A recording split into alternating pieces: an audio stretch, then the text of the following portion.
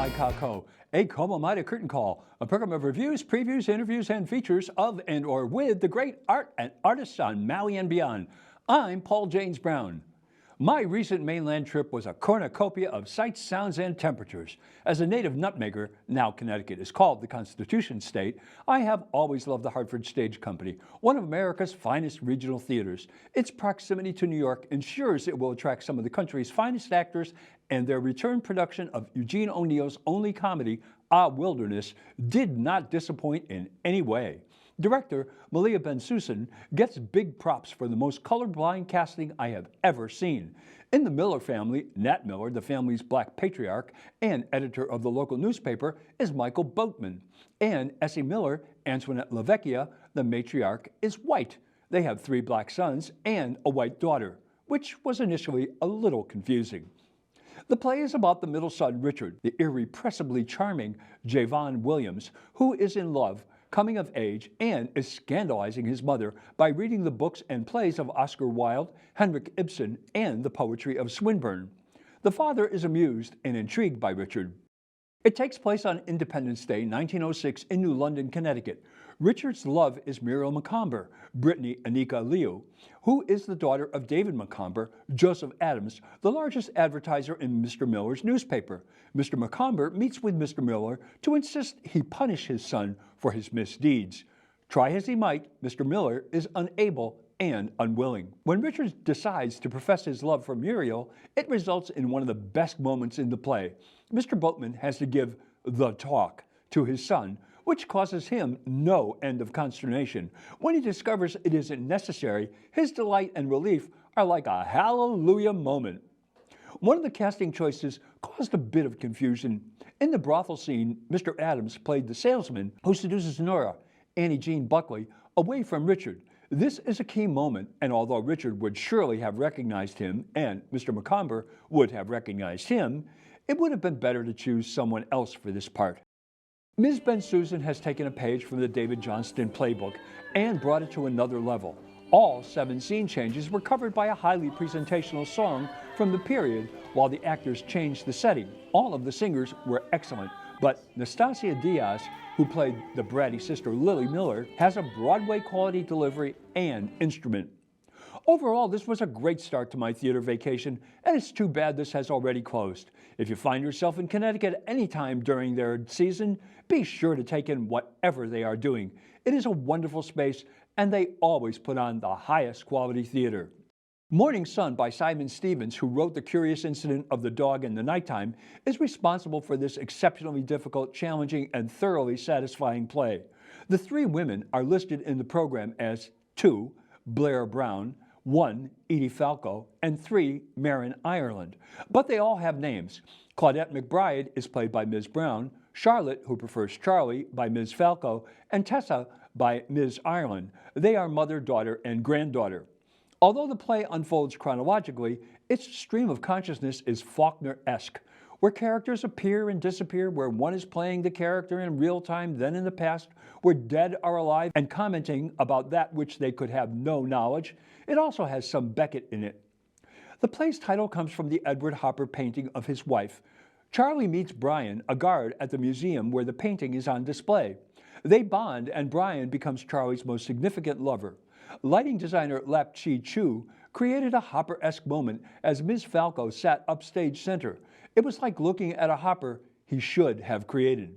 The quality and excellence of the work by these 3 remarkable talents cannot be overstated. There were times when the scenes changed so rapidly and radically that one had to be paying exceptionally close attention to avoid missing a crucial moment, turn of events, or character identity. Ms. Brown is the consummate stage actor. I saw her when she was just starting out in the 70s in a great production of the Threepenny Opera at the Lincoln Center with Raul Julia as McKeith. Her delivery was clear and precise. You could hear every word she said to the back of the house. Unfortunately, the same could not be said all the time for Ms. Ireland and Ms. Falco. Another problem was Leila Neugebauer, the director, staged scenes in the extreme left and right of the stage where some of the audience couldn't hear or see what was transpiring. This was not what one would expect in a professional theater in New York City. Ms. Falco states, quote, "This play is about me," and it is. It follows her trials and tribulations and many of her moments, particularly when she lists her favorite reasons for admiring Tessa, and her closing monologue are as good as theater gets. Plays like Morning Sun are the food of theater. Should you find yourself in New York City before mid-December, be sure to catch this show. Come From Away is the uplifting feel-good musical by Irene Sankoff and David Hein about the remarkable generosity and ingenuity of the people of Newfoundland on September 11, 2001. Nearly 7,000 passengers were forced to land at Gander Airport in Newfoundland as American airspace was shut down for several days. This show was developed by the Canadian Music Theatre Project. The Goodspeed Music Festival of New Artists in East Haddam, Connecticut worked on it, and then it had runs in La Jolla, Seattle, Washington, D.C., and Toronto before coming to Broadway. 3 members of the original cast are still with the show. They are Astrid Van Vieren, who plays Beulah, the head of the school that houses over 800 people, Sharon Wheatley, who is Diane, the animal rescuer, Cesar Samoya, who is Ali, the suspected terrorist because he is Egyptian, who is actually a world-class hotel chef. This is another show that has actors playing multiple roles to excellent effect. This was the only show I saw that could be considered a comedy. I loved just about every moment, and the director Christopher Ashley gets the credit for monitoring the breakneck energy of the show. The entire cast is superb, and they play so many roles it's difficult to single out any one performance. MacArthur Genius Award winner Anna Deavere Smith is playwright in residence for the play the New York Times recently included as one of the best plays of the last 25 years, Twilight Los Angeles, 1992. This is a reworking of the original play that premiered at the Berkeley Rep in 1993, went to the MacArthur, then George C. Wolfe produced it and directed it at the Public Theater, and then moved to Broadway, where it played for 2 months. Originally a one-woman show, Ms. Deavere Smith is credited with developing interviews into performances.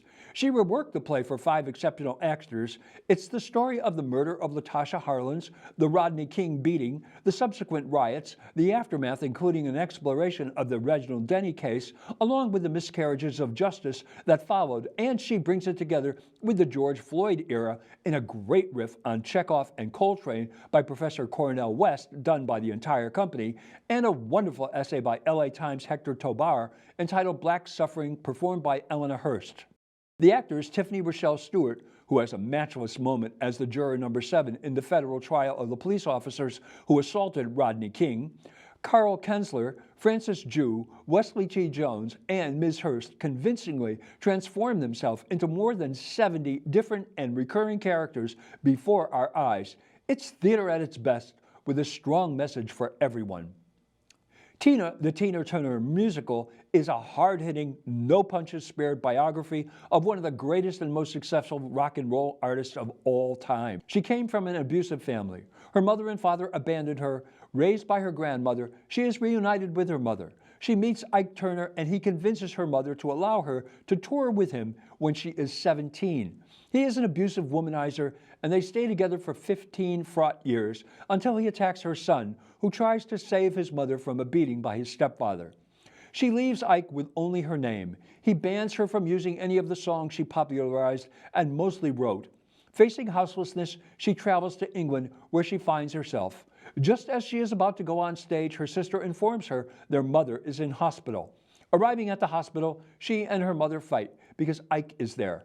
It is another moment of high drama in this play filled with them.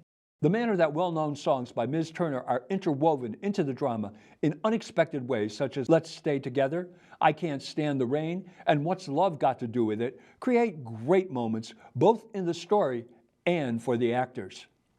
In the lead role is the woman who Tina Turner selected for the West End production, Nkeki Obi-Melekwa, to succeed Adrienne Warren.